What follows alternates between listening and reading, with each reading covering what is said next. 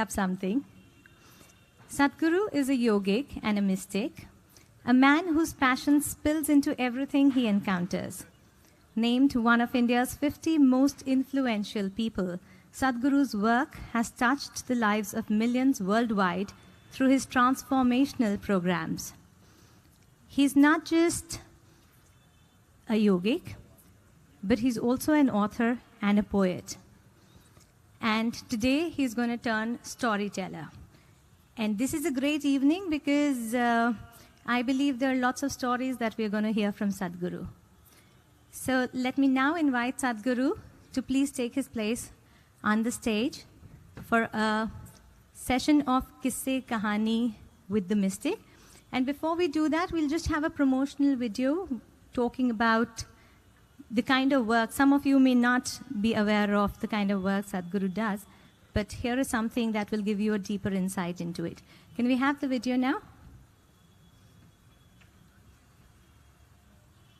In the next half hour, you're going to meet a man who has a devoted following across India and indeed around the world. While yoga and meditation are at the core of his teachings to promote individual growth, the work of the foundation covers conservation, education and health. And you'll find him astonishingly pragmatic on a range of very modern-day problems. Let's meet Sadhguru.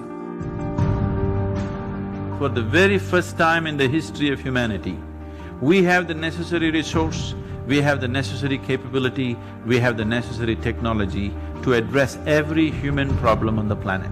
Even 25 years ago, we couldn't have dreamt of it. But the only thing that is missing is consciousness. Today, the spotlight is on a project called Green Hands in India. We started a mass campaign and 6 years I spent planting trees in people's heads. That's the most difficult terrain, believe me. And now in the last 6 years, we've been transplanting it, and that's happening much more easily.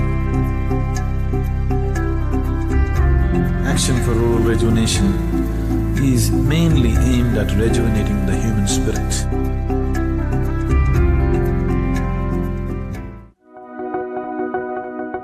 This is an incredible movement that is started in Tamil Nadu. We want to see that this happens to the whole country. The idea is not necessarily about developing competitive sport, but the important thing is to bring the spirit of sport and revitalizing rural societies. Isha outreach को वर्ष 2018 के लिए राष्ट्रीय खेल प्रोत्साहन पुरस्कार से सम्मानित किया जाता है। सद्गुरु जगदीश वासुदेव, संस्थापक Isha outreach. English and computer skills are very essential to make these children come out of the hopeless economic and social pit they are in.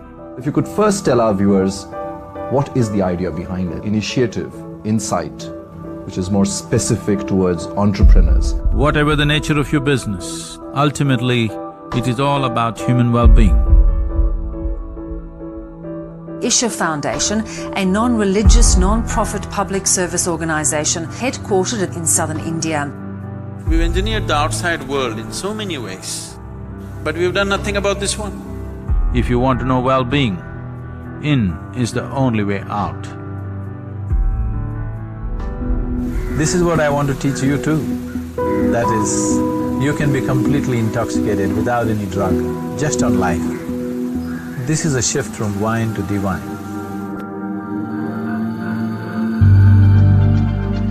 How can you love one and hate the other when the same divine exists in all?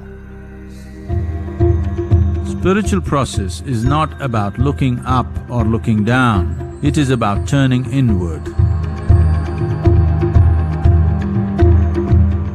See, the only thing that I'm really good at is just this. I can just make the air around me just crackle with energy.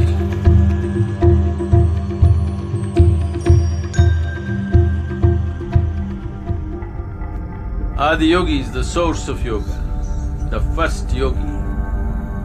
Adiyogi will inspire many generations to take up yoga. One truly remarkable thing that Sadhguru has done is, he has made yogis out of ordinary common people. We're tracking a mammoth movement, an incredible rally starting from Kanyakumari, reaching up to the Himalayas, all in a month with the sole purpose of rejuvenating India's rivers. Every state is responding.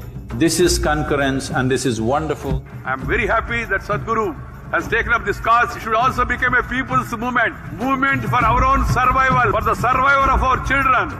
We are launching a campaign called Youth and Truth in the month of September. Youth and Truth, unplug with Sadhguru, ask whatever you want. I want to know the truth about ambition, technology, astrology, self-doubt. What is the appropriate age to have sex? Why do we have to wear a tie or a proper dress code in our placement? For every one of you, your life is precious, isn't it? This precious life, where are you going to invest it? What is it that will be worthwhile today and worthwhile after 50 years for me to invest myself into? You invest your life into that. This will be a life of fulfillment. He has a different swag. He's kind of Buddha to us. Sadhguru has become this new friend of youth.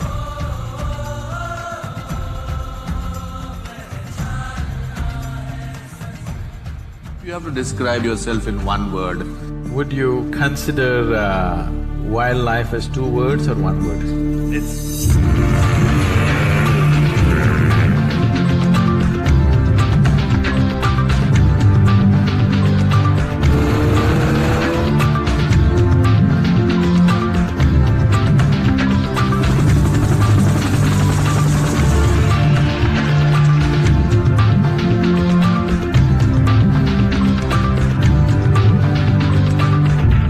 President Pranab Mukherjee felicitating his Sadhguru for all his spiritual contribution.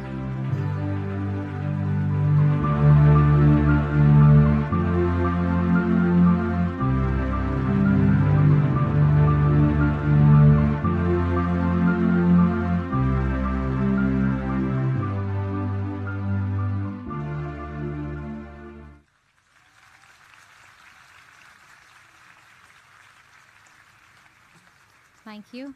Sadhguru, could we please have you on stage and start with Kisse, Kahani? Could I also request Mr. Mohit Chauhan to please join us?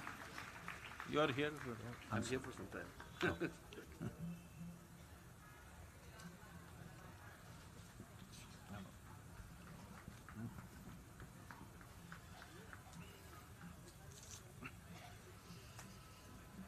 If we can know that fire here, and that one also. And you don't do that. Those two also in the front, where he's standing, little bit, let's say at the corner of the steps. Both of them.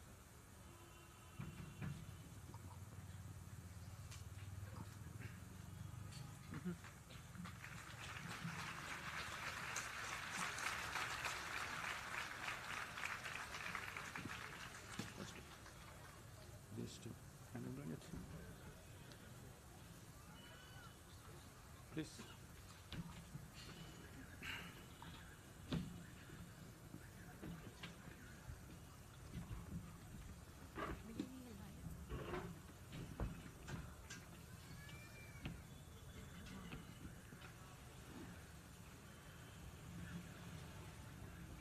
Yeah, little bit, yeah, that'll do.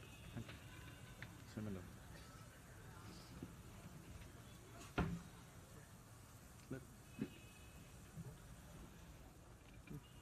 Yeah, thank you. Thank you.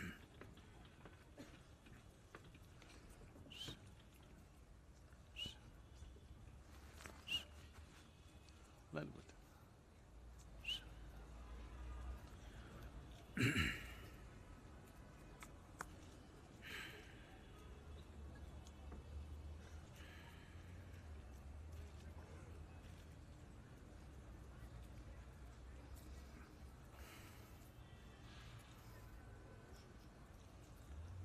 Jananam sukadham maranam karunam milanam maduram Smaranam karunam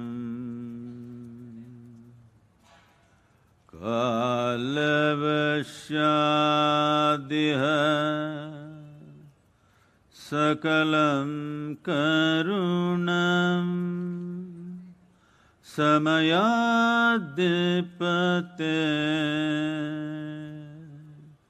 akilam karunam.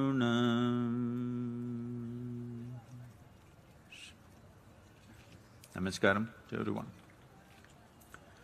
Oh, if the lights can be turned down on us and a little bit on the people, on the audience, it'll be nice. Turn down these lights. I know cameras won't be happy, but it's okay. It's about the people. We can turn this down. I'll tell you why.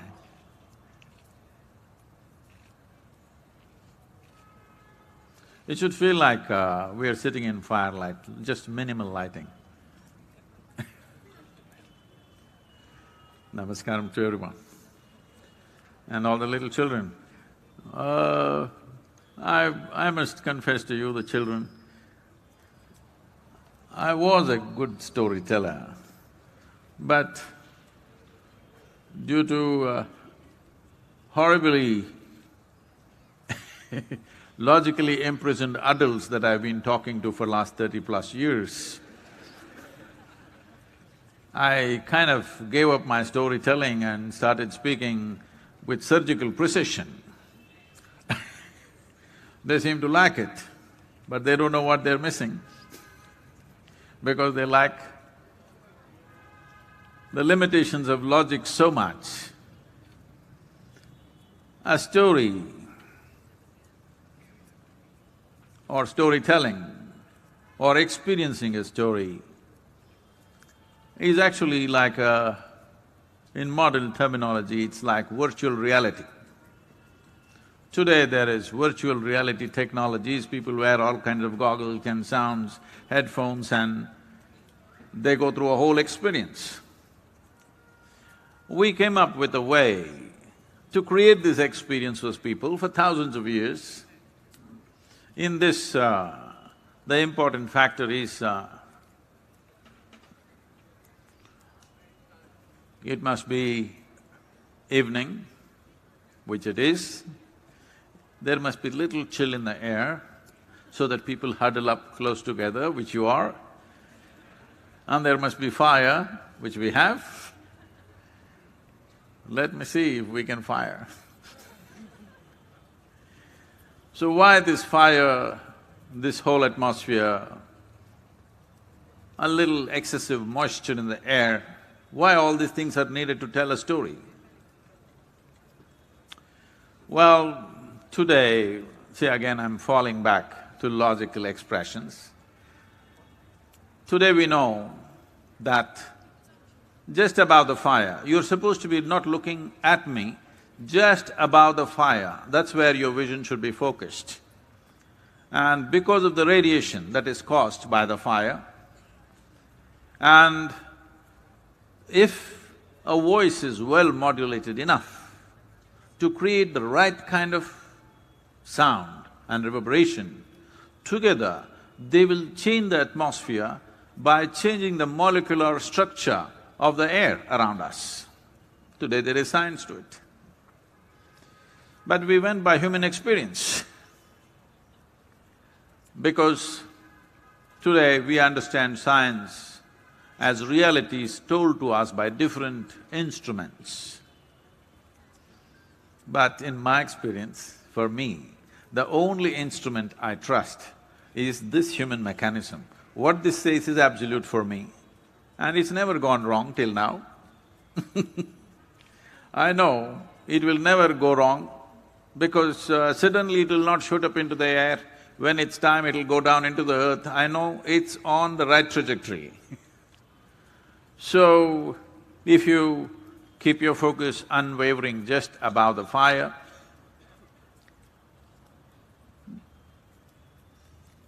Indian stories are not designed to say something and in the end say the moral of the story is this one. This is not a moralistic nation.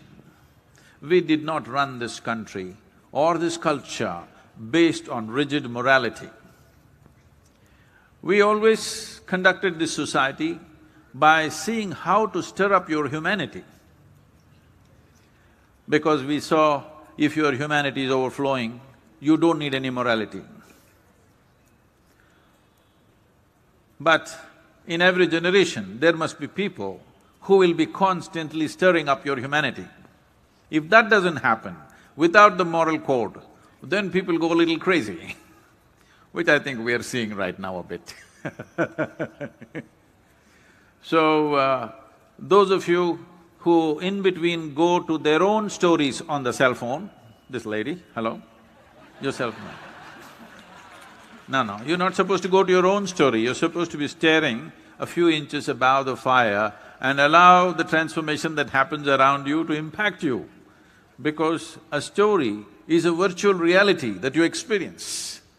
A story is not a bunch of facts and in the end one stupid moral, moral of the story is this. This is not that kind of storytelling. This is that kind of storytelling which naturally gets you into a place where there is suspension of disbelief. That is, what you believe and disbelieve gets mixed up, what is logical and magical gets mixed up. The idea of a story is that you are not trapped in your logic, your life touches some magic.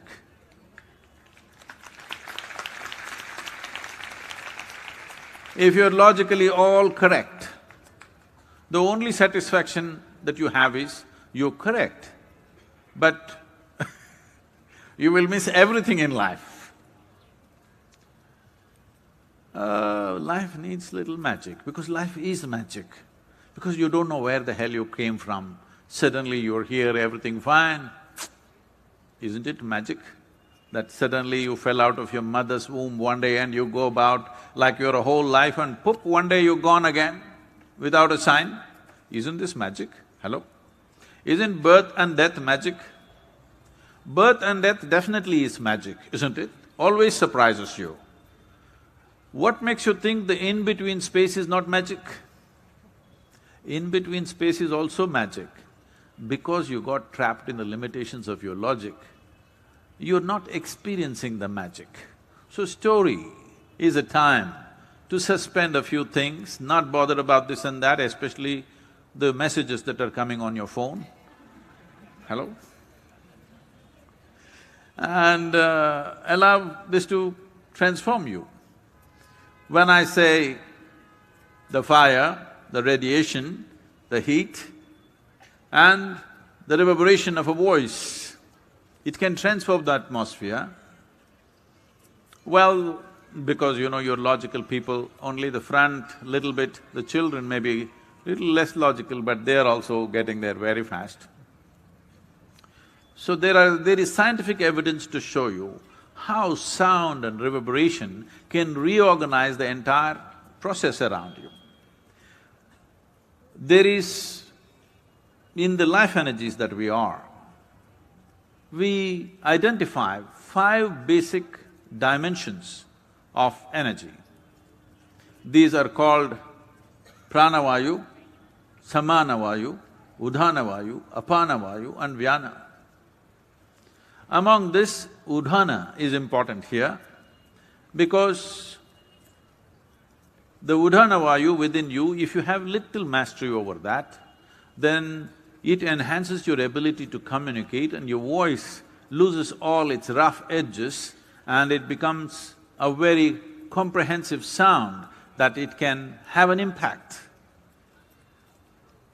Now, this is not the kind of impact that you do by throwing phenomenal facts at somebody. This is simply, you're not making music, you're not saying something phenomenal, you're saying something very simple, but still it must have an impact. Because if that impact is not there, your ability to communicate is gone with people, you will have to fight through all kinds of resistance.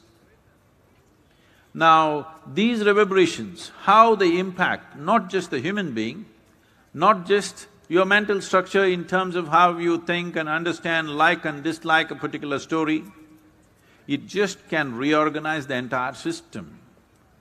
the water molecules within the body and various other aspects of the body can reorganize themselves. As a part of this, I wanted them to show you, many of you might have seen this, there is a short video about experimenting with reverberation and how it changes the patterns of physical structures. Please play the video, let them see this.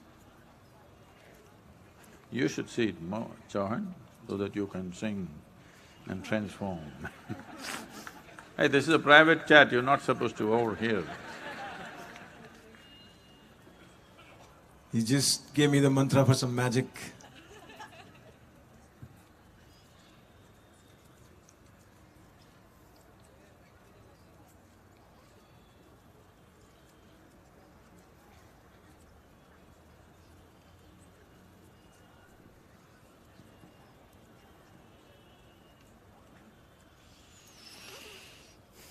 Is it happening or not?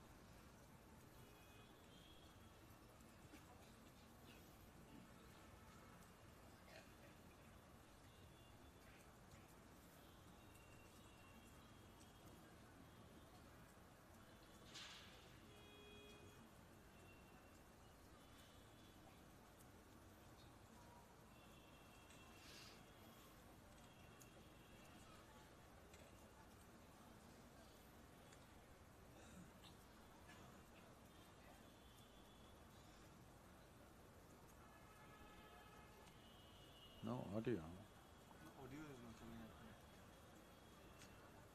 Have they seen 2-3 patterns? That's enough. Have they? Okay. So, the story is not about the content of the story. All of you, if you can… not so much light, okay? That was good, what was earlier. If you…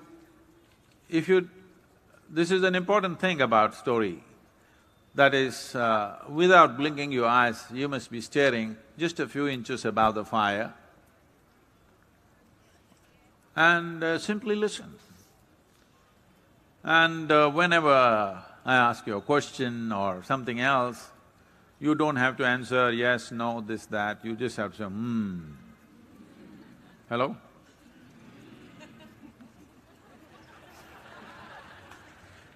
That's not everybody. Hello, everybody. Mohit? So Sadhguru, I'm looking at the fire, some inches above the flames, just like you said. And my mind goes back to in my head, you know, and I wonder how you were as a kid, you know, what season was the best season to listen to stories at home, and what kind of a kid were you, you know? I would love the kids to know. Oh, no, you wouldn't want to know. Because, you know, like when I was really young, there lots of confusion in the head. So how was it for you when you were growing up, listening to the stories during different seasons? Just tell us something about that. Oh. I did not have any confusion. It's just that I didn't know a damn thing. And I realized that I don't know a damn thing. So confusion means you thought you knew something and then something else came up, so you got a little confused. I had no such situations because I just did not know a thing. I realized I don't know a thing. So, naturally, even if something like, if somebody gave me a glass of water, I found a leaf, or if I sat up in the night, I would be simply staring for hours on end without blinking my eyes. To a point where my father started thinking, you know, he's a physician, he started thinking I need psychiatric evaluation, because all the time I'm staring at something. My thing was, in a way, to put it in this day's context. I was trying to understand what is the story of an ant, what is the story of a leaf, what is the story of a tree, what is the story of a snake, what is the story of all kinds of grasshoppers and beetles and things that I spent days and months with. This is not a very inspiring thing for children, but I think they're all past that age, so I can tell them. They put me to school when I was just 3.5 years of age because they found I was spilling out of the house a bit. So they thought school would discipline me. So there was a maid who would walk me to the school and she wants me leave inside. I threatened her, "You leave me at the gate, I don't want you to come inside." So this deal went on, she would leave me at the gate, I would wait for her to go, and then I would also go somewhere. And I found at that time I thought it was some Grand Canyon, okay? It was a Grand Canyon in my experience. I went there and I started my biological research. So my father being a doctor, he had lots of… those days, those penicillin bottles were there, tiny little bottles. Because there were so many of them, I didn't think he needed all that, so I emptied dozens of them with medicine, whatever there was, and I filled this with tadpoles and insects and bugs and creatures, and my school bag was full of that stuff. And almost for 2.5 months, I think, I did not go to school, I did my research in this great canyon. But then one day they found out and then they destroyed everything. They called my canyon a gutter.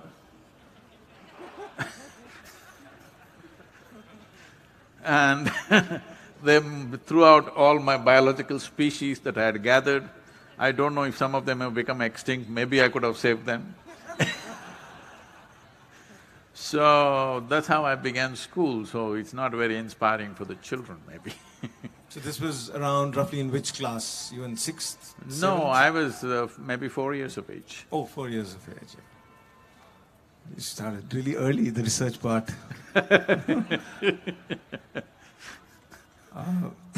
When I was growing up and in the hills behind my house there was this big patch of green and a little bit of forest. So there was a whole lot of curiosity about the snails, about any little thing, rushing by, water, sound, and but one of the things was I used to come home from school and raid my refrigerator or the pantry in the kitchen for some cream of the milk that was boiled in the house. That used to be my first target when I used to come back. And do you have any favorite sort of incident that you would like to tell folks over here? Something… I've heard you traveled on the river for a long time, for many… That was much later. Okay. Now you're talking about childhood. Yes. So,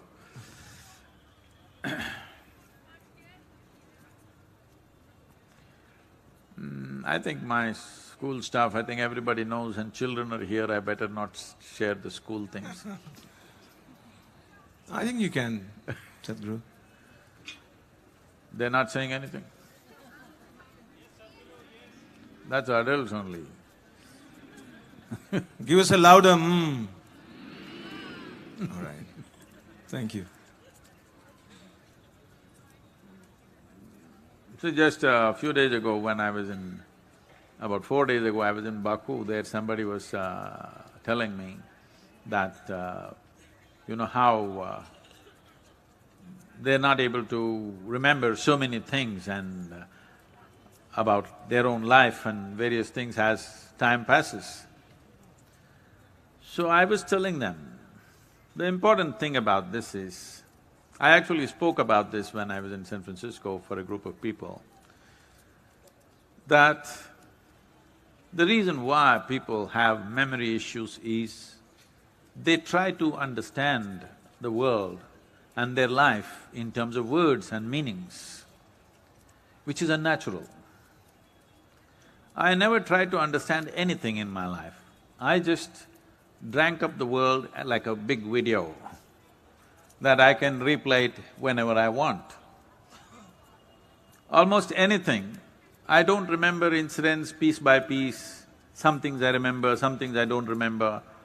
If I get back, the whole thing just plays on with the most minor details. It's like, I traveled this part of Himalayas, the Char Dham thing, from the age of 19, 27 years, every year I trekked in that area. So the first part of it, going in a bus, I always sat on top of the bus. Always on the top of the bus.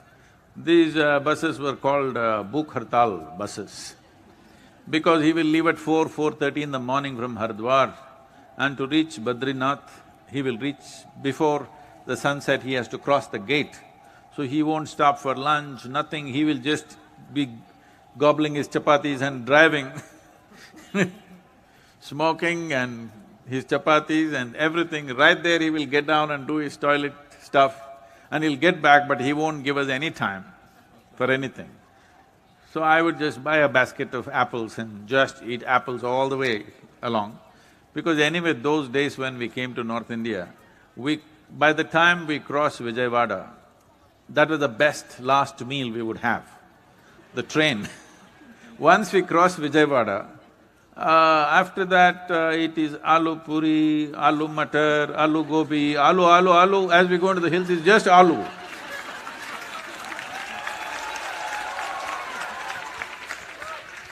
So by the time I come to Haridwar, I'm almost done with aloo. So I'm just eating apples all the way. So I would always sit on top of the bus because I don't want to miss anything. And later on when I started driving on these roads, now I think the traffic has increased. Even then there were lots of landslides and things. These are not things to share with the children, but I always drove on the Himalayan roads. I think, I used to touch like 130, 140 kilometers on the Himalayan roads. People would think, crazy, how do you know, Sadhguru, you will go off the road somewhere? I said, I've been so many years, it's almost like a reverse video in my mind. I'm just playing it, I know where everything is, because I don't try to remember anything. People are trying to remember something, that's a big problem. The important thing is, your attention is absolute. If that is so, then you don't have to try to remember anything because the video is being captured anyway. So, when it comes to stories, you asked which season stories happen. For me, it's always summer season, because my mother told stories in a very brief way. Rajkumari was born, this happened, this happened, this happened. In 6-7 minutes, the story is over. But if I went to my ancestral home, my grandmother was there. We normally stayed 35 to 40 days in summer. We were, all cousin brothers, sisters, about 36 of us traveled from various parts of the country and came there for the vacation. So it's a large household. If she started telling that story, it's like this. A Rajkumari was combing her hair. It started from here. As this goes down, many things happen along the way. You have to suspend your sense of time and logic and everything. By the time her comb is coming here, 40 days are over. Where then we ask, what happened, what happened? She says, come next year. Because the story, the content and the conclusion of the story are not important. It is just a certain communication and an engagement and a certain training of your own faculties by listening so absolutely that above all, this world opens to every human being only to the extent their attention can penetrate. How keen is your attention? That is how vivid life is. How keen your attention? That is how many doors which will open in this universe for you. So story is that possibility where it captures the attention in such a way, it doesn't matter what is the content of the story, who are the people in the story, it is true, this is all… the Western nonsense has gotten into us. Is it a true story? God damn it, it's a story and it's true. Was it true? That doesn't matter. Right now, it's a true story. You get me? So, the purpose of the story in this country is more about engagement, communication, transforming the whole atmosphere, and above all, training your faculties so that you become so receptive. So this tree is a story. So I was just paying attention, what is the story of this tree? Not exactly articulating like this, but you pay attention to something because you want to know everything about it. If you know everything about it, we don't know what all struggles it's gone through. Every time people gather here, what fears it goes through that they may take it down. Everything it's going through. I would like to know the story of the tree. If only people had heard the story of this tree, oh, we would have definitely created a better world than what we have right now.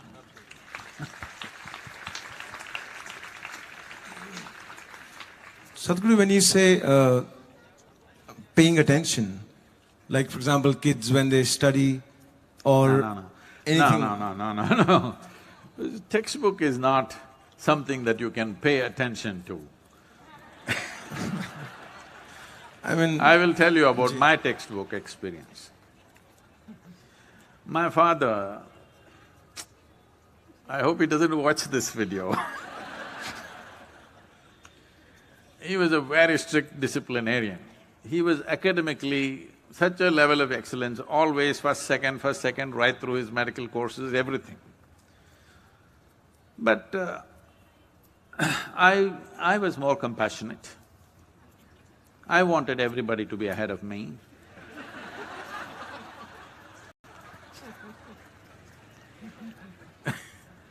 So, all my test papers, I always…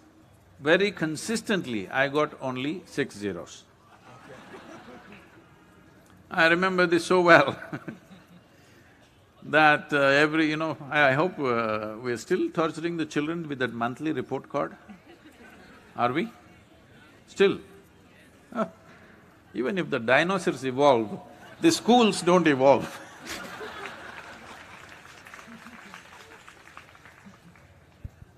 So, they give this report card every month. Always it was a yellow card. Is it still a yellow card? Always it was some reason it was a yellow-colored card. And when this card is given, I see some students in the class are strutting around because they are first, second, whatever. Some are sitting around and crying because they're afraid to go home, I don't know what they got in their report card. I always took it from my teacher and took it and gave it to my father. Never ever I opened and saw what is inside, because I thought this is a transaction between my teacher and my father. I didn't want to look into those things. But for all my school life, I did not write a single alphabet in my test paper, because somewhere it was against my aesthetic that somebody's going to test me and tell me how I am doing. I didn't like it. So, right through my school, I did not write a single alphabet in the monthly test. Only in the final exam, I wrote just enough to go to the next class. Always went to the next class, never got retained. But this is how it was. Why I am saying this to you is, every time my father saw this, he opened it and saw, and he would blow up like a volcano.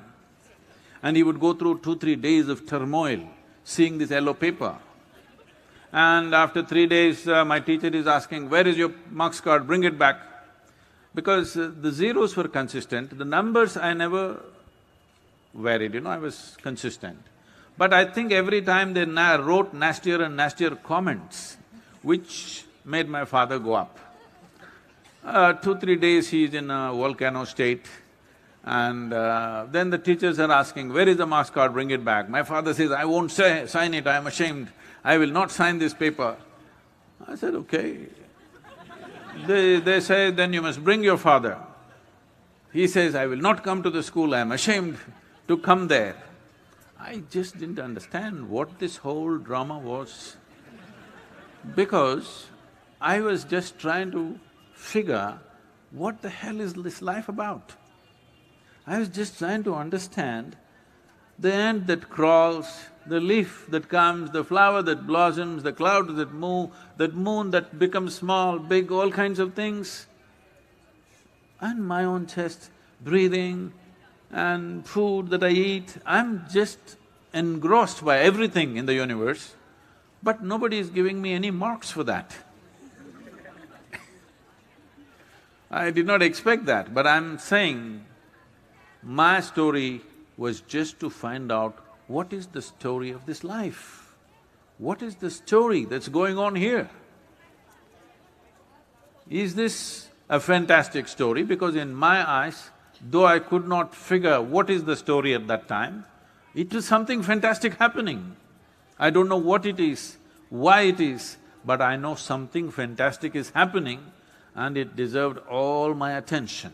So much attention that what was happening in the textbook, this doesn't matter.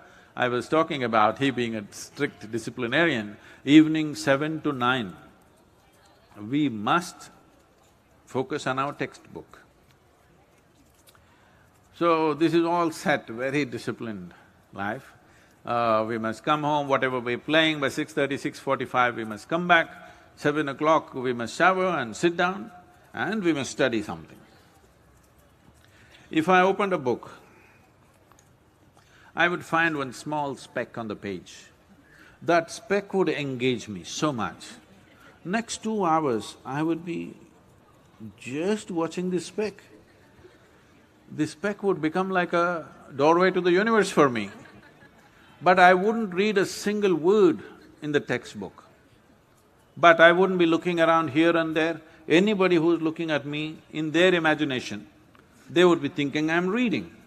But one little tiny speck on the page just absorbed me so much, I just couldn't move away from it. It took me a lot more time to realize, ultimately anything you want to know, it is in training your attention, not just gobbling up information. If your attention is trained, it can do phenomenal things to you. That is what storytelling is about, to train your attention beyond your logic, beyond your likes and dislikes,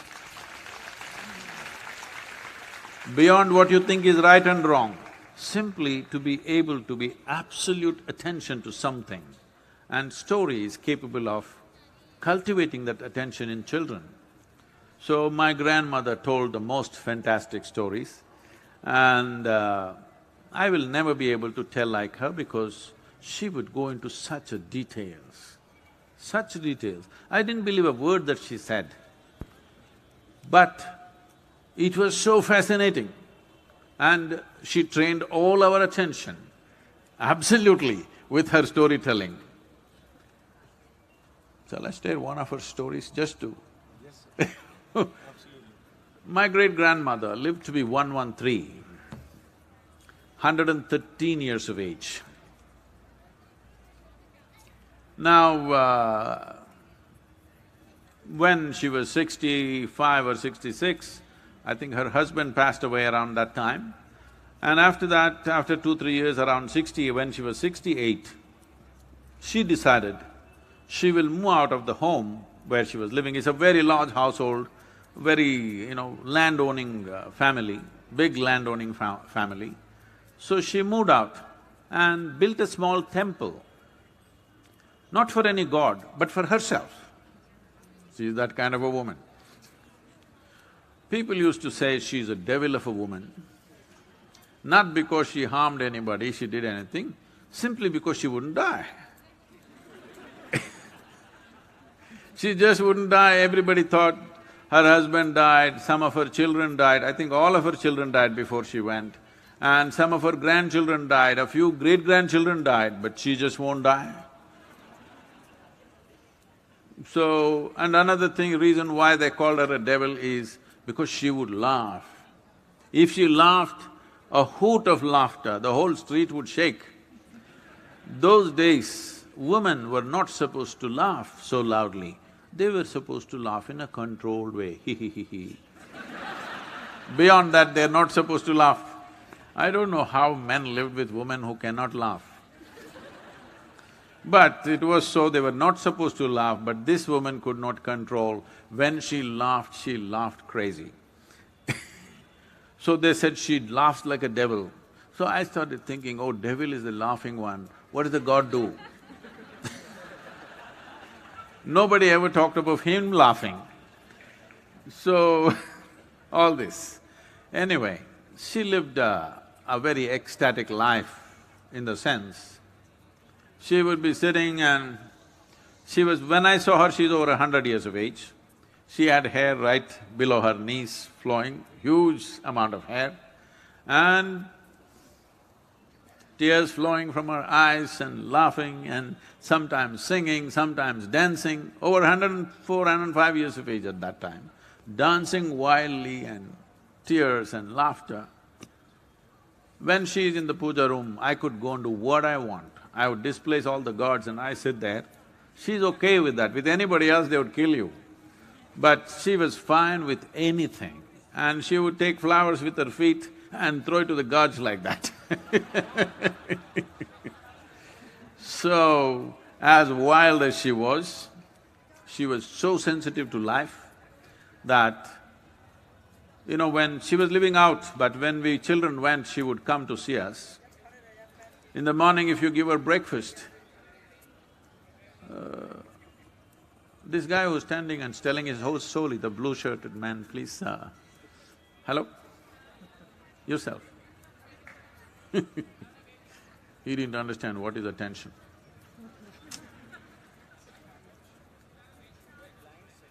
No, not him. Oh, I'm so sorry. I'm so sorry.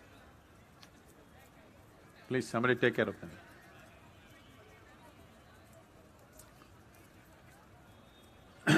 So, if they gave her breakfast, she would take this and feed it to the ants, to the sparrows, to the squirrels, and she would simply sit there. Certain people who had assumed that they are her self-appointed advisors, they would come and tell her, you old woman, you don't eat anything, you will die one day like this, without eating. They all died. She lived on. And sometimes I asked her, you know, she would sit there with tears flowing, looking at the ants. I thought, why is she so emotional about the ants? I was like maybe 5, 6 years of age. I was going about stamping all the ants. I thought they were a good game to stamp. But she would be having tears feeding the ants. I thought she's very emotional about these ants, but never she stopped me from doing my job of stamping the ants. But she would be watching the ants and tears flowing out. Then one day I asked her, why are you so emotional about these ants? What is your problem? She laughed and she said, one day you will know. It took me over 20 years to realize what she said. For me to experience what it is to be knowing life beyond the limitations of your own physicality and your psychological structure, to know life as it is happening right now. That this is a living cosmos. Either you are a part of it or you live here, you versus cosmos. You versus cosmos is a stupid competition to get into. Hello? You versus cosmos is an absolutely idiotic competition to get into. But this is how it is. If you are committed to your identity of being an individual, unknowingly you have become you versus the cosmos. You're talking about one's insecurities, anxieties, sufferings, all this is just this. You are you versus cosmos, you have to suffer, how else? So to realize that your body and mind, your physiological structure and psychological structure is not a trap, it is a possibility to go beyond. To realize that it took over 20 years for me after she said those words. But this is the power of storytelling, that it takes you beyond the logic of your psychological structure. And when we sat there listening to her, though I didn't believe a word of what she was saying, I knew she never met these Rajkumaris and Rajkumaras and their hair and stuff, she was probably talking about her own hair. But the important thing is, she grabbed our eyeballs, absolutely, absolutely. And that was the only function, really. She grabbed without uttering one endearment, without telling I love you, without even hugging you or kissing you or anything. She just grabbed us and made us a part of herself. This is the power of storytelling. So that's how I experienced storytelling. Every summer we were just waiting to get back there. But I saw her only consciously, probably only 5, 6 years after that, at the age of 113. Till the last day, she was completely independent. At the age of 111, she got throat cancer because in those days, women were allowed to use tobacco only after they got married. Before marriage, they could not use tobacco, but after marriage, they could use. So she got married at the age of 14. On the very first day, she exercised her right. From that day onwards, she's been chewing tobacco. 99 years she chewed tobacco. At the age of 111, she got throat cancer. She refused to go to the doctor, she refused to take painkillers, she refused to be treated. About 1.5 to 2 years she suffered, it was swollen like that. I saw her in that condition, she couldn't speak, but she simply sat there without medication, without painkillers, and after 2 years of that extreme pain, she left.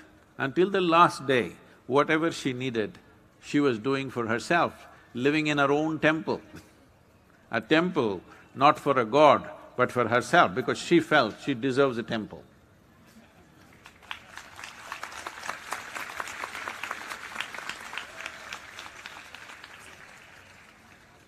See, I have a crazy genealogy, you know that now. Absolutely, Sadhguruji. Sadhguru, like I come from the hills and Lord Shiva is the big boss there. Every household, every village, and all the little gods, every village, the village god is an incarnation of Lord Shiva in some form or the other. So when we came down to Coimbatore, we were so blessed to see the Adi Yogi over there in his glory in front of the Velangiri mountains, the Adi Yogi, and I would love you to tell us the Adi Yogi story maybe for the folks over here. Or how did you come across Adi Yogi for the first time and what did he do to you? Well, now with a big Adi Yogi face and many things I have done, people think I am a devotee of Shiva. I am not a devotee of Shiva. I am not a Shiva Bhakt. He kind of forcefully invaded my life.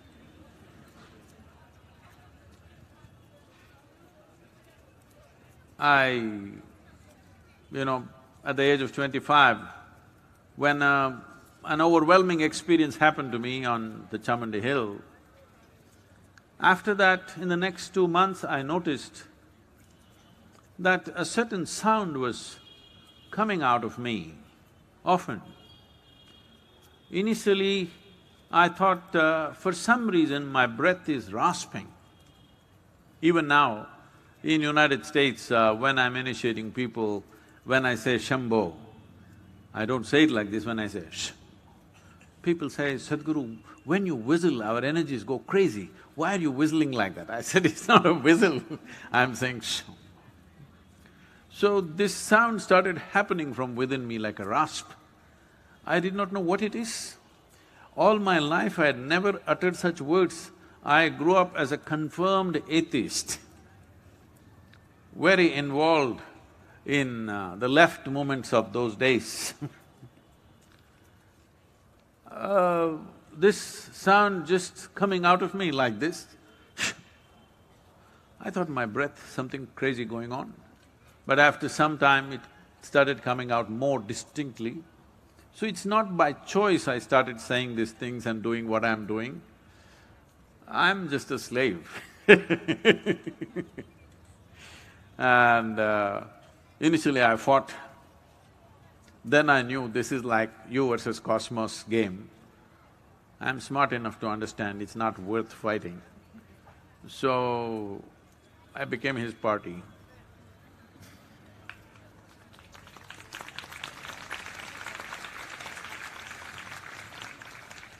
You know, in Coimbatore, at the Isha Ashram, you have the most beautiful and the biggest, I call him Lord Shiva, but he calls him Adi Yogi. And he sits there in front of the Wellingri Mountains. And where you spend a lot of time, Sadhguru, this time and the past time. No, don't go into all that. Okay. You will scare the children. Yes, Tell me. Please. No, you're saying something. No, it's just sort of, you know, the beauty of it that I experienced over there, that was what I was trying you to, for you to explain just a little bit. Well, now it's a real story, okay? Hello? Now 3 inches above the fire, all this you must do now.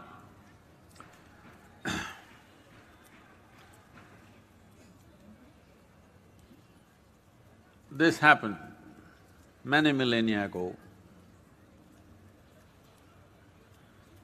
because in the mountains they call him Shiva. We'll go by that name when he is there. When he comes south, we will call him something else. There was a young woman in the southernmost tip of India, which is today known as Kanyakumari, which is… we always say Kashmir to Kanyakumari because this is supposed to describe the spread, the latitudinal spread of this nation. So Kanyakumari, even today, there is a temple for Kanyakumari. The story behind is this, her name was Punyakshi. She was like an oracle for the local population, who tells them when the rains will come, who tells them about the crops, who tells them about various things that may happen in that society. So she's a very valuable oracle for them. But she fell in love with Shiva, okay? No WhatsApp.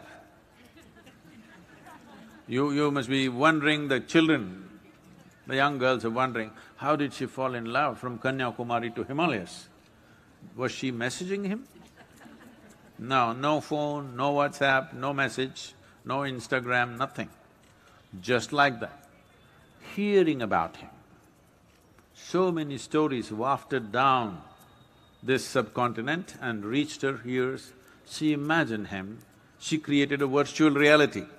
See, I want you to understand this. People are thinking virtual reality is a new technology.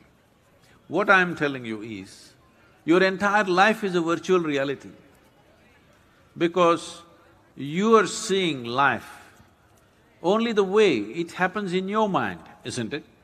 Right now you think you see me, but actually what's happening is this light is falling upon me, reflecting, going through your lenses, inverted image in the retina. You are seeing me only the way I'm projected in the firmament of your mind. So you have a virtual reality going. Everything that you experience, what you see, what you hear, what you smell, what you taste, what you touch is just like this. You know it only the way it happens within you. You don't know how it really is, in the sense, you don't even know which is light and darkness. If you sit with an owl, what's an owl in Hindi? Ullu. People here, I think in North India, people think an owl is a stupid bird, yes? If somebody is stupid, you say ullu. But that is not the understanding everywhere. In many cultures, people think owl is a very wise bird because it simply sits there, looking at everything like this. So, owl is considered a symbol of wisdom. If you sit with an owl and start an argument as to which is light and which is darkness, endless argument, isn't it? You never can decide who is right, because being a democratic nation, if we go for a vote, all the creatures which see night as light and day as darkness, their numbers are more. Hands down, they'll win the election. Yes or no? More creatures come alive in the night than in the day on this planet. So, even what is light and darkness is just your reality, it is not the thing. Everything in the universe is like this, your sense organs are opened up only the way it is necessary for your survival. Every other creature has their sense organs as it is necessary for their survival. But now, she is in Kanyakumari and she falls in love with somebody who is in Himalayas, just hearing about him, because if you ever fall in love, you know what happens in your mind is 99%, what actually happens is 1%. Hello? As long as you know how to direct this virtual reality, your love affair is going great. When you start observing what is happening in that 1%, you are in trouble. Yes, this happened. You okay for a story inside a story? I'm trying to use my great-grandmother's methodology. Story inside a story, inside a story, inside a story. So, story inside a story. One day, Adam, you heard of this guy? Adam? Adam came home very late in the night. So Eve was very angry and suspicious. Where have you been? She started investigating. After enduring some amount of investigation, he said, "Come on, where would I go? You are the only woman on the planet. Where do you think I would have gone?" Then she said, okay, she became all cuddly and happy, and they went to bed, she snuggled up and slept. After he completely fell asleep, she slowly counted the ribs. You're not getting it. What do? You're not getting it. Ladies are getting it, others are not getting it. She counted the ribs just to find out if he has used one more rib. Oh, it's gone.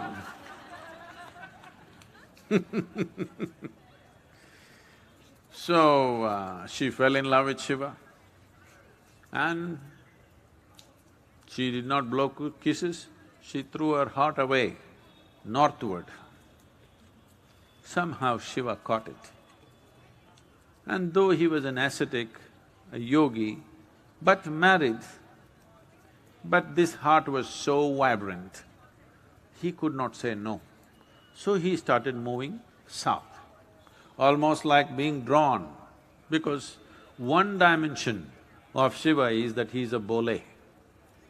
That is, he is innocent and has no intention or determination about anything, whichever way it draws, he goes that way. This heart was so intense, he simply started moving south.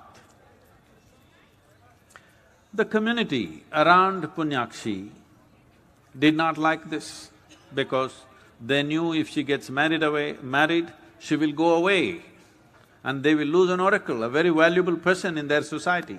So they tried to convince her in so many ways, but she has already thrown her heart away. So what to do? Either she has to go, but she is a young woman, instead of that she is waiting for the rubber band effect to bring Shiva here. Can I tell one more story inside a story? Now you guys are not getting, you can't even count ribs, what to do with you? So story inside a story. This is stupid to explain it's a story inside a story, you should not, you must figure it out. On a certain day, a yogi who was over 80 years of age wanted to go up Velangiri mountains to see the abode of Shiva up there. But he was over 80 years of age and it's a very steep hard climb, even if you are young and fit, it will take a certain amount of exertion to get there. And then people who are at the foothills, who are running small shops, who are selling bidis and plastic things and this and that stuff, these are sitting at the foothills all their life, but they never went up. These are that kind of people. They are there to make a living. They saw this over 80-year-old yogi wanting to go up Vellangiri hills, and they said, "Hey, old man, you are not going to go up this mountain. This is very steep and hard to climb. You will not make it. Just settle down here. There's a little temple here, settle down here. You are not going to go up there." So the yogi looked at them. These are all danda people. They don't understand what it means to go up anywhere. They're just trying to make a living. He said, "See, it's not about me going up or not going up. It's just that my heart is already gone there. The rest of the body will just catch up one way or the other." So Punyakshi is in that state, but being a young woman, she's dignified, she doesn't want to go, she wants him to come. And he being little mindless, he's mindless. Mindless does not mean mad, because madness can only happen in the mind. One who is mindless is absolutely sane.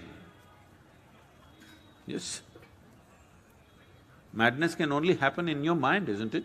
If you don't have a mind, where is the problem of madness? There never will be a problem of madness in your life. So he is mindless, and when he sensed the intensity of this heart, he just started moving south. Then the local community started devising all kinds of obstacles to see that they don't lose their oracle. But he starts coming south and he's coming closer and closer, the information is coming that he's getting close. So these people went halfway up, met him up there and said, "You cannot marry this girl." But he was in no mood to even listen. He just kept going south. Then they said, "See, if you meant to want to marry our girl, you must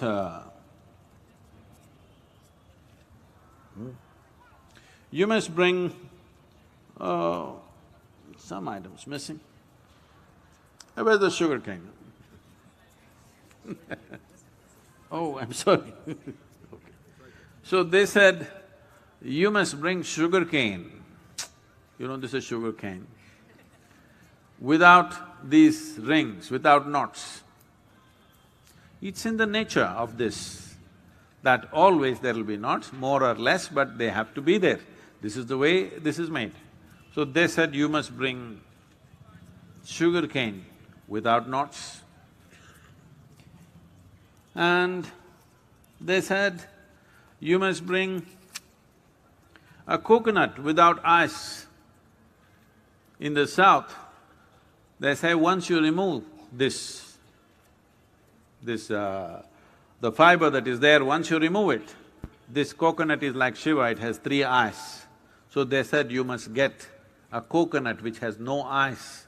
This is very vital for the coconut to sprout, but they want a coconut which doesn't have eyes. And they wanted a betel leaf which doesn't have vines, that is, it doesn't have these vines in it. So, what they're asking is essentially some impossible conditions so that he will fail and go back. They're saying, "This is the bride price for our girl." So, out of his occult, he went into his occult dimension and produced sugar cane without knots, a coconut without eyes, and a betel leaf without veins in it. They looked at this and they said, "This is unnatural." He laughed and he said, "You are very unnatural, because you are the one who asked for such things. You are very unnatural people. So let me save this girl from you guys." And he started moving south. So just 24 hours away, they set a deadline. Before sunrise on the next morning, you must come and the wedding should be over. So for the wedding they prepared All food was cooked and everything ready.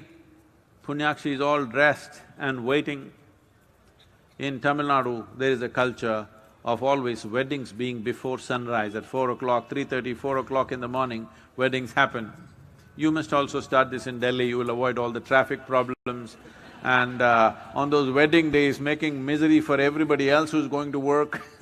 All this will go if you do early morning 4 o'clock weddings. In Tamil Nadu, weddings are like that. So they said before sunrise, you must arrive and the wedding should be over. Food is cooked, everything is ready, people are waiting and she is waiting. If you cross sunrise time, it's over. The muhurtam is over, you cannot marry the girl. So he was coming and very close. He was in a… today this place is called as Suchindram. When he came to that place, what they did was, it was this kind of season, November, December, when it's misty.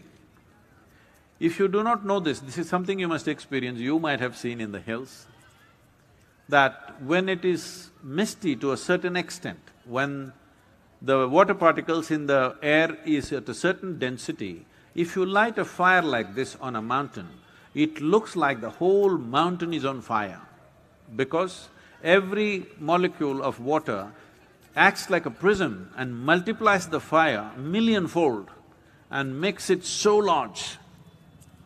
So knowing this, at an appropriate distance, they set up a fire with camphor, and when the fire burned, it looked like the sun has risen, an orange flame went up in the mist. So when Punyakshi saw this, that the sun has come up and Shiva has not come, she said, this is it, he has abandoned me. And she left her body, standing. Even today, in the temple she is standing, looking looking with a certain expectation, standing, she left her body.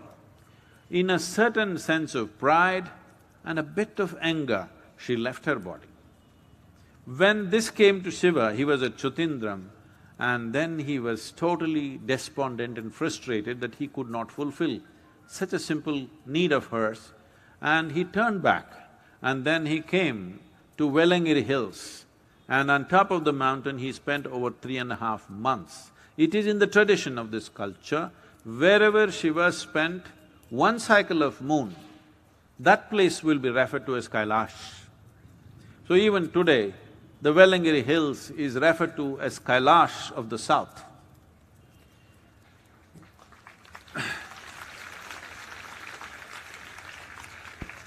Right from my infancy, right from my birth, I would say, this is a strange thing, probably, or people think so at least, I don't think it is strange. I think every child is capable of this. I remember things that happened around me when I was 3.5, 4 months of age. Simple things, not some earth-shaking events, simple things. I even remember what kind of sari my mother was wearing. She was having conversation with somebody, some local gossip, that also I know. When I grow up, I say, you were saying this to this lady. She would be shocked, you were just few months old, how the hell do you know this? Did somebody tell you? These are not some things that somebody can tell you, because these are innocuous, small things, not some big events. So, right from that age, always in the background of my eyes, always I had a mountain peak. Till I was 16, I believed that everybody's eyes have mountain peaks. Only when I was 16 years of age, when I spoke to my friends about the mountains, they thought I was crazy. They said, you're crazy, you lost your balance, where are mountains? But I really believed everybody's eyes have a mountain peak, because it was constantly there. In my wakefulness, in my sleep, always there.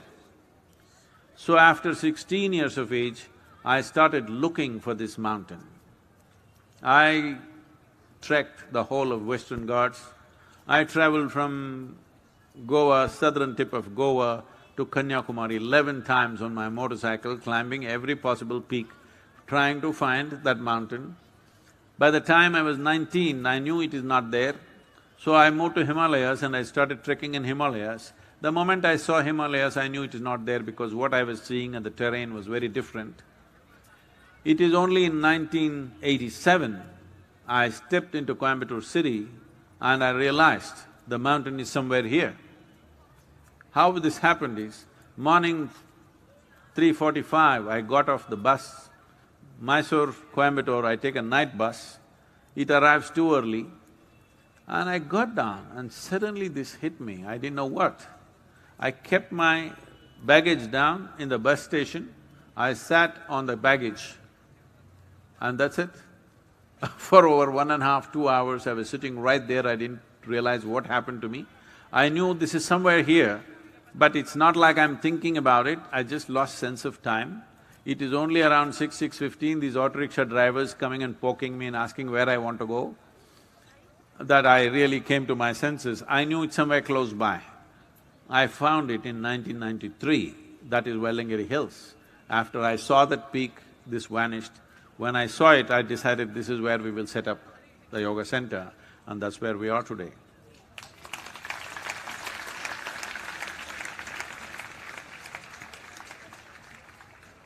Well, that's really amazing, Sadhguru. I mean, being able to see things like that, and thank you so much. We're so blessed to have you at this edition of Kathakar, Sadhguru. Thank you so much for coming.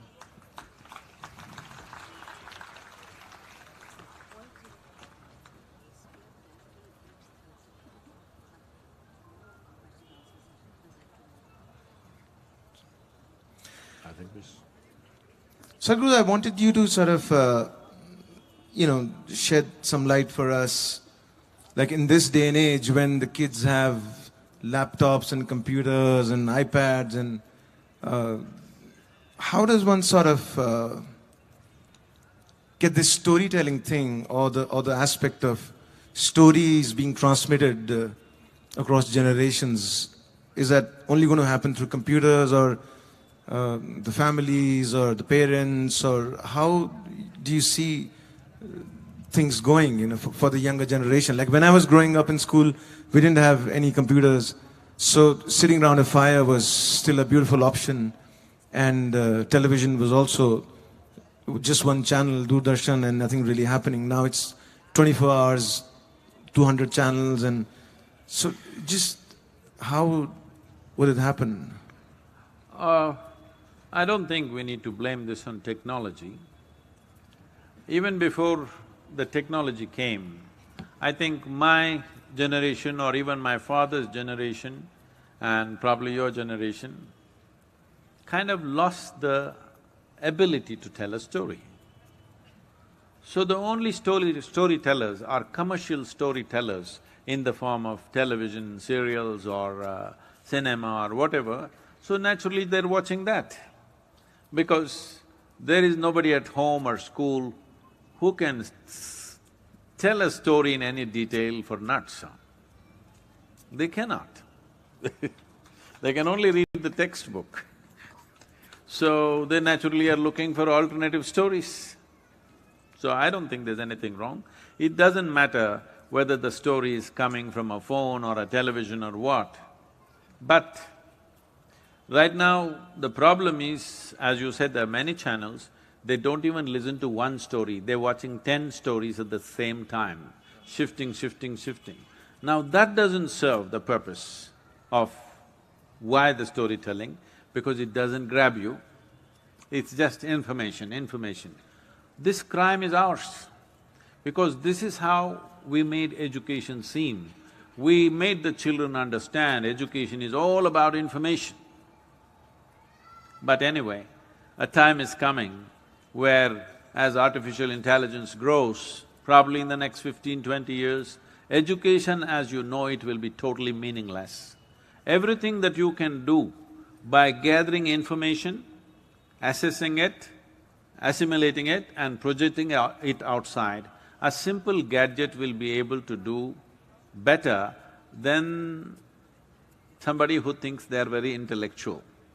So everything that you can do with your intellect, a simple machine can do. This happened to me when I was 13 years of age.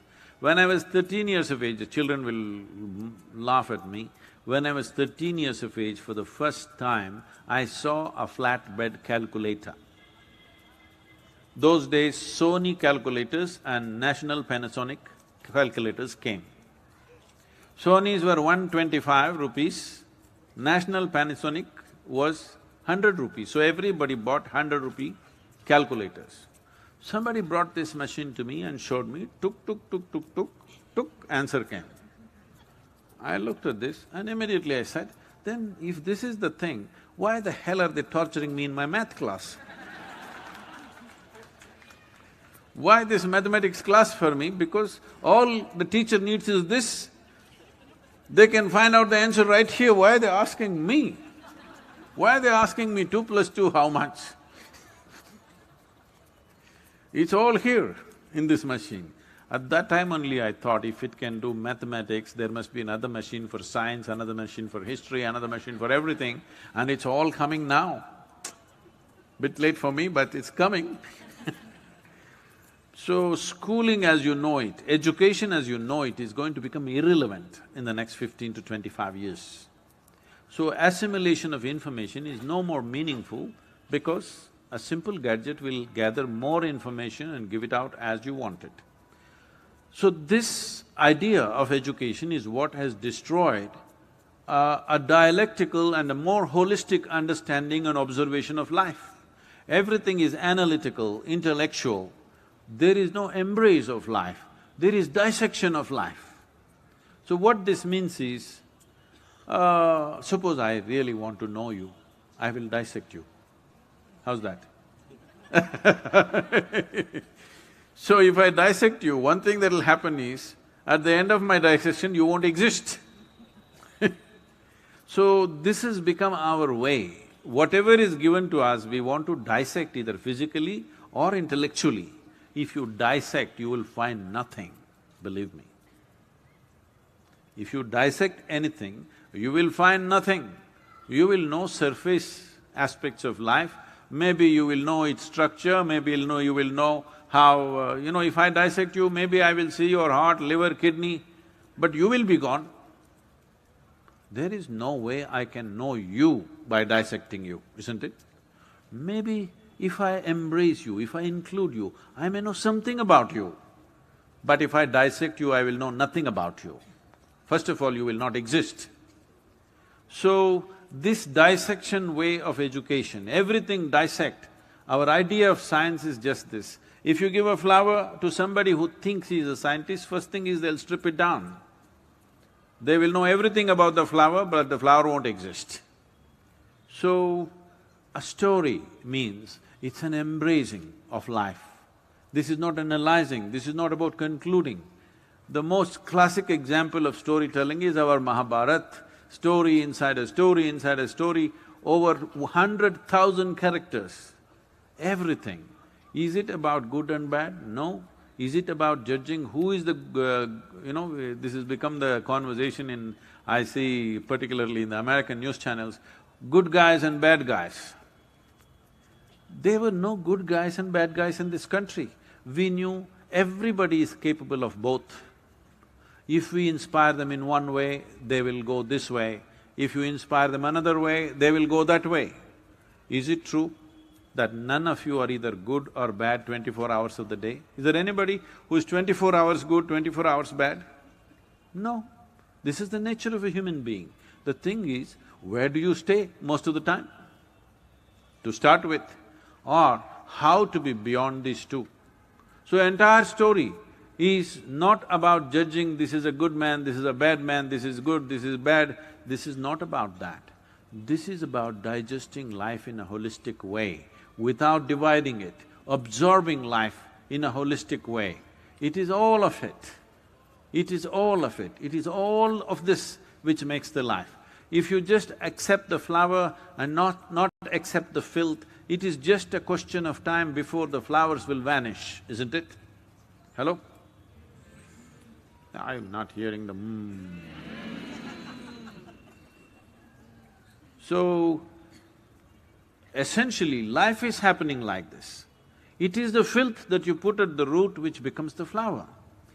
Filth doesn't look like a flower, definitely does not smell like a flower, but just see from that filth how much beauty and fragrance has come. So, we don't divide what is filthy and what is sacred. I must tell you this. somebody came from Australia many years ago, when I was still a youth in Mysore. Mysore being a little touristy kind of town, I decided to take this person around on my motorcycle. So I'm riding and I'm a little, always hard on the throttle. So if I ride fast, holding me and sitting, very close to my ear, I hear shit. Well, today I think people are shitting all over the place throughout the day, but those days it was new. Then if I brake hard at a certain moment, then I hear shit. If they see something beautiful, oh shit. If the food is very spicy, oh shit. Something is very nice, wow, this is real shit. Then I'm looking at this, what is this? Because for me, this business is over in the morning. Why throughout the day somebody is saying shit, shit, shit? Then I thought maybe they're constipated and they're trying to invoke themselves. But then I observed, then I saw they're getting angry and they say, shit, and they settle down. Oh, I thought, oh, it's working.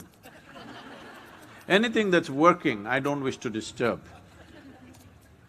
Then I thought, see, with the whole understanding of science, we came to certain words which we refer to as mantras.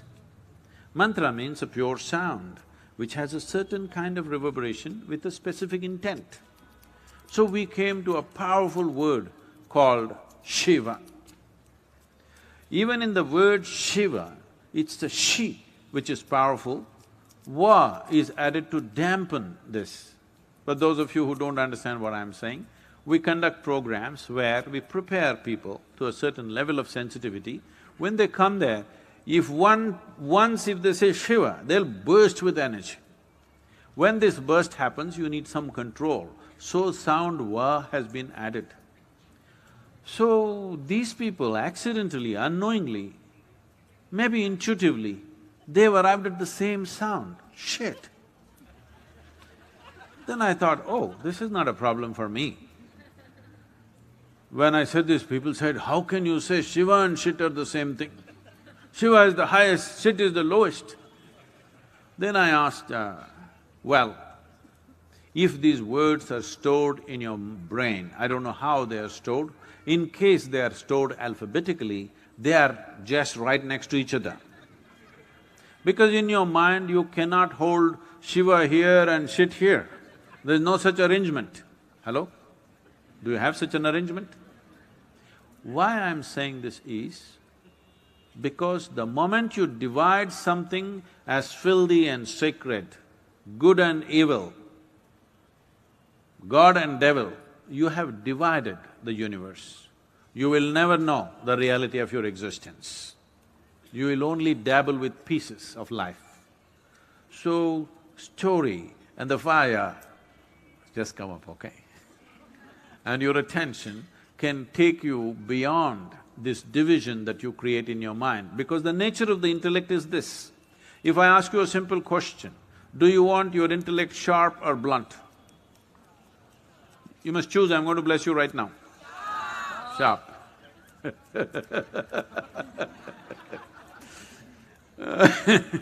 So you want it sharp, so you understand it's a cutting instrument. I was trekking in Tibet, when, every year we've been going to Kailash, months over treks. So I'm in a tent and doing some work. Another person is cutting an apple inside the tent.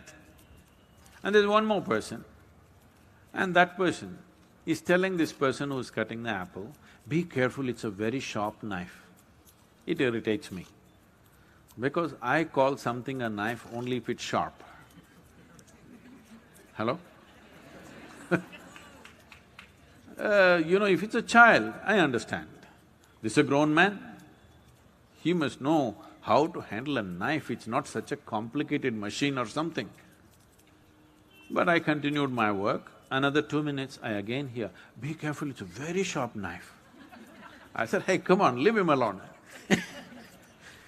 He's a grown man, leave him alone, he will know how to handle a knife. "No, Sadhguru, it's a very sharp knife." And I continue my work. After another 2 minutes, I hear a whisper, it's a porcelain knife, it's very sharp. Another 2 minutes later, this man cuts his hand. I said, "Okay."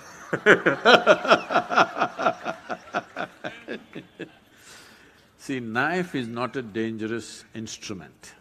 Why we do not give a knife to a child's hand is because a child's hand is not steady. Yes? Not because knife is dangerous. Every day, a knife is saving more lives than it's taking lives, isn't it? In an irresponsible hand, it may take life. In your home, it is making your food. On the surgery table, it's saving thousands of life every day. Without a knife, could you do? But if you have cutting job to do, you must use the knife. Suppose you want to stitch your clothes and you do it with a knife, you will be wearing tatters. Sometimes when I see all these people wearing these denims, I'm thinking maybe they were using knives to stitch these pants. In India, still they're just leaving patches. I'm seeing in United States and also I went to Russia. In Russia, the pants are almost gone. Hardly there's anything left, everything is gone. I thought they must be using a knife to stitch these pants and that's why this is the consequence. Knife is a good instrument to cut, but it is not a good instrument to do anything and everything, isn't it? So similarly, your intellect is a good instrument to dissect a few physical things and know, but it is not a good instrument to know life, because it'll cut everything into pieces. By the time you analyze somebody that you know, they're finished. After that, you can never look at them with any sense of love or affection. Yes or no? These days, that is why relationships keep falling apart, because you try to analyze them, finished. Because once you analyze them, there is not a single human being, if your intellect is sharp enough, I'm saying, if your intellect is sharp enough, not one goddamn single human being on this planet can pass the test. Can I tell you a story inside a story? A lady went to the butcher's shop and a lot of this chicken were hanging. For some reason, human beings have this kind of, kink in them. For a chicken, its feathers are its dress, colorfully dressed they are. But they pull out all the feathers and then they say this chicken is dressed. I never understood why. You pulled off all their clothing and then say, you're dressed, hanging upside down. So the lady went about lifting a wing and smelling like this and wrinkling her nose, lifting a leg and wrinkling her nose. From chicken to chicken she was going. This was having an effect on all the other customers, they were all looking, maybe it's old, maybe it's bad and whatever. The butcher saw that it is having an impact on his business. So he went to the lady and tapped her on the shoulder. She turned back. He asked her, "Ma'am, would you pass a test like this?"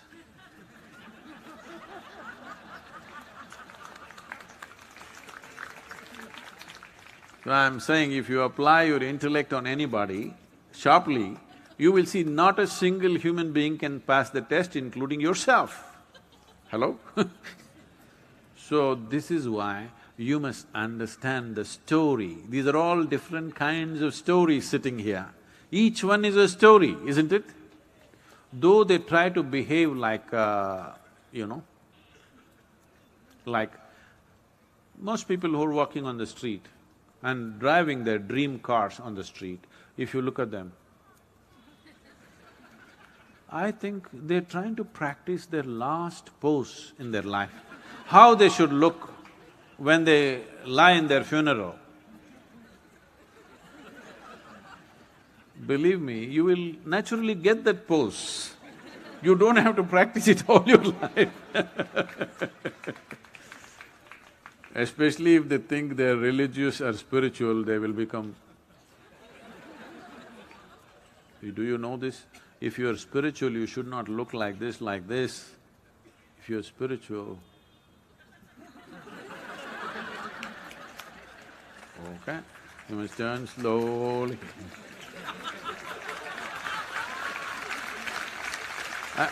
Oh, the camera's caught me.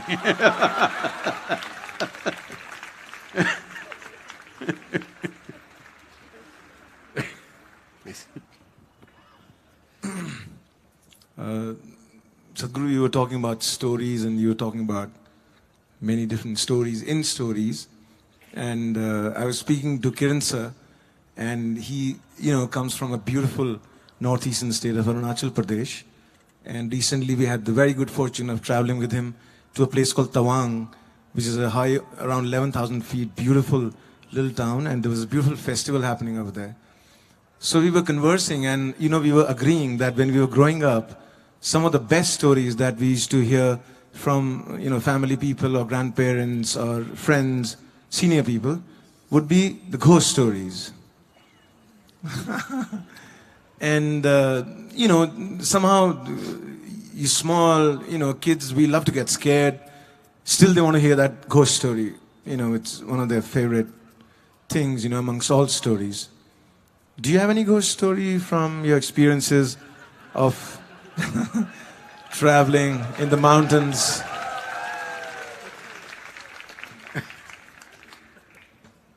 Wow. This is really getting him into trouble. See, the purpose of telling you ghost stories was not to scare you, but to give you a hair-raising experience. This happened in a barber shop in Louisiana state. The whole place was filled with all kinds of horror comics and ghost stories and all kinds of things, only that. No newspapers, no other magazines, only these things. So one day somebody asked the barber, said, "Why have you put your whole place with these kind of stories in your saloon? You don't have anything else, nothing about styles, about fashion, nothing, only ghost stories and horror stories, why?" He said, "See, for my profession, if somebody's hair is standing, it makes it much easier."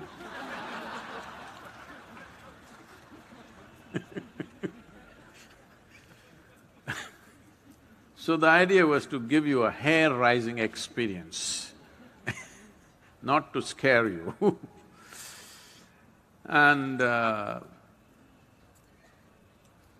must tell you, this fascinated me so much that there was a man in Mysore city who was also working in the Mysore City Corporation as some official, but he was known to be some kind of a ghost buster or tantric or whatever he is. So somebody told me, I was always looking for these kind of things, so somebody told me, this guy has trapped ghosts in bottles and kept it in his whatever, it's a shrine or a workshop or whatever you want to call it. So I want to go, and that guy wouldn't allow us initially, but I was persistent, and then he took me inside and he showed me lots of bottles. He said, in this there is this kind of a ghost, this is a woman, this is a man. I looked, I could not see a man or a woman, I all saw transparent bottles with corks. So I was just befriending him, thinking, I will steal one bottle because I really wanted to see a ghost. Because I had heard so many things. So many things means unbelievable kind of stories. Well, it only made me more and more curious. It did not raise my hair nor scare me, but I became more and more curious. I had spent months on end, continuously every night, being in the cremation grounds, wanting to see So people come, burn the dead, and you know, when with firewood, when the dead bodies burn, it burns for 4, 5, 6 hours. People stay there for an hour or hour and a half and then they have other business to do. They will cry and they'll weep and they will go when it's still burning. Normally what happens is, when as the fire burns, one thing, because you know, there's always economic aspect to everything. If they've not put enough fire long enough, when this collapses, the outer part, first thing that'll happen is, because neck is such a small thing and it gets burnt, and once the spine is burnt, the burning head will roll away, do. So I am the one who picks it up with a stick and puts it back and waits, where is the damn ghost? It doesn't come. Many months on end, I sat there, no ghost came. Somebody said, you put a nail in that tamarind tree, it will come. I would nail the damn tree again and again and again, nothing came. Somebody said, in this house there is a ghost. So I would beg them, please allow me, I want to sleep in that house and see if the ghost comes. Did not happen. So I went to this guy, and when they said specifically it's in the bottle, I wanted to steal a bottle. But he was very protective about his bottles so I didn't see anything coming out, but he showed me one thing. He made a… what do you call rangoli? Rangoli. So he made an elaborate design with rice flour. In the 5 corners of this, he kept one egg. He did all kinds of things and poof, he clapped his hand, pop! All the 5 eggs burst right in front of my eyes. So, I thought, something. I don't know whether it's a ghost or it's a thing, whatever, but definitely he did not reach out to these 5, he was standing away and all the 5 eggs burst. Then this was working on me, and I was walking in my house backyard, looking here and there. Then I saw guavas were hanging in the tree, the guava fruit. I looked at the fruit fell. I thought, what? I did it again and again, the fruit fell. Then I brought my friends and just, you idiots, watch this. Fruit fell. They said, what? Not once, 5, 10 times I did so that it's not an accident. But then, in about 3 days' time after I did this, a revulsion, I've never experienced it ever in my life because I've never stepped into those areas. A kind of revulsion went through my entire body that I knew that I had done something very fundamentally wrong. Never again. I said, you want the guavas? Go up and get it. You want anything in your life, go and get it. These kind of things we will never again do. So, I realized something is fundamentally wrong, use your energies like that. So what is a ghost? All of you are ghosts with a body. Those who are walking and sitting, everybody, you are ghosts with a body. But suddenly somebody lost their body and you think they are something horrible. Why? They're just like you, they just lost the body. Is it true that you gathered the body over a period of time? Suppose, let's say you had lost control over how much you eat and you became this big, and then you came to yoga program and whatever, and slowly you shrank into half your size. Does it mean to say half of you has become a ghost? Hello? So if somebody lost the body, 50, 60 kilograms of planet that we have picked up and made into this, if they put it back, is that a ghost? Then you are also a ghost with a body, isn't it? So this abnormal way of looking at life, that just because somebody lost their body, they've become something evil, something fearful, something terrible, is a very abnormal way of looking at life.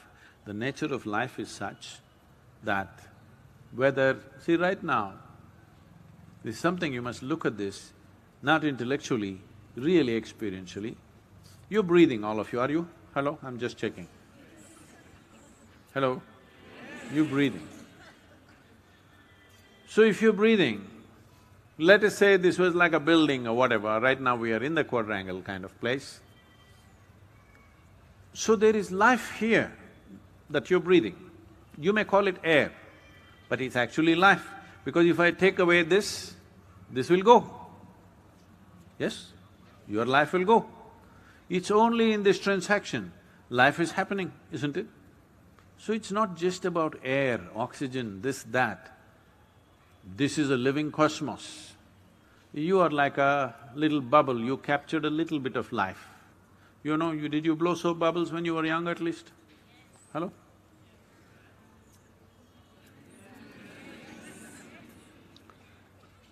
So when you blew your soap bubble, you got this big bubble, I got that big bubble, let us say. We were looking at this, oh, this is my bubble, this is your bubble. Then they went poop. When they go poop, you don't say, this is my air, this is your air, isn't it? This is just like that. This is just a bubble. You captured a certain amount of life and it's functioning in a certain way. When this bubble bursts, there's no such thing as your life and my life. Well, you may not break the entire bubble, you may break the outer surface of the bubble and the inner surface of the bubble may still remain. Just because the outer peel has dropped off, do you call that a ghost? Then you are a ghost with a body.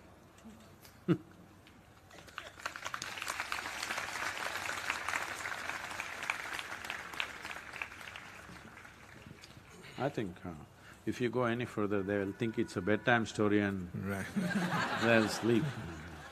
Sadhguru, we are before we do that song that we do, you know, there's this ancient arti, it used to be sung in Shiva temples long time back, now it's not. And I heard it and, I sang it for him and he blessed that arti with me, and so we sing it together whenever we meet.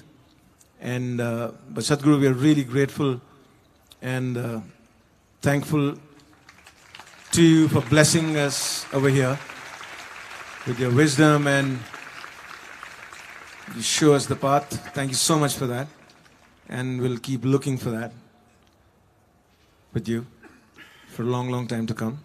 Shiv Kailashon ke vasi, dhale dharon ke raja, Shankar sankat harna, Shankar sankat harna. Shiv Kailashon ke vasi, dhauli dharon ke raja, Shankar sankat harna, Shankar sankat harna. Tere kailashon ke ant na paya, Tere kailashon ka ant na paya, ant beant teri maya, O Bhole Baba, ant benant teri maya, Shankar sankat harna.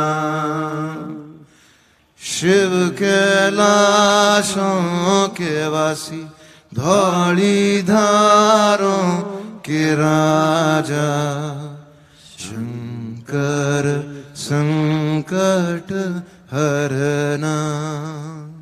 Bel ki patiyan भस्म आर्द थोरा, bell की पतियाँ भस्म आर्द थोरा, शिव जी के मन को लुभाए। ओ भोले बाबा शिव जी के मन को लुभाए। शंकर संकट हरना, शंकर संकट हरना। ओ शिव कैलाशों के वासी, धौली धारों के राजा, शंकर संकट हरना, शंकर संकट हरना।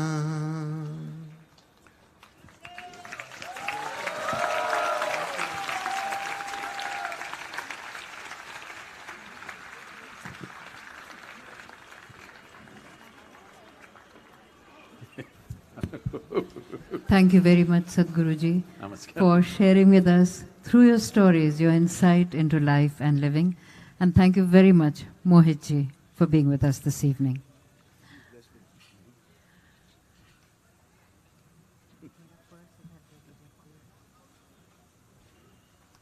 Thank you.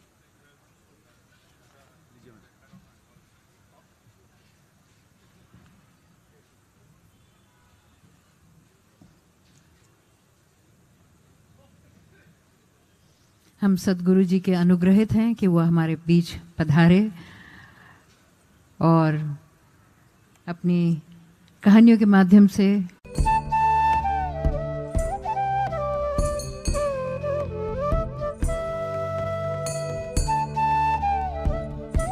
And working with joyful people or miserable people, what is your choice?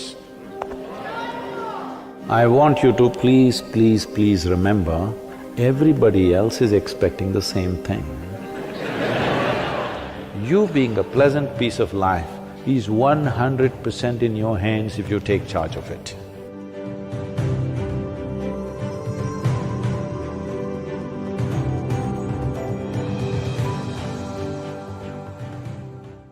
If you are given a choice between living and working with joyful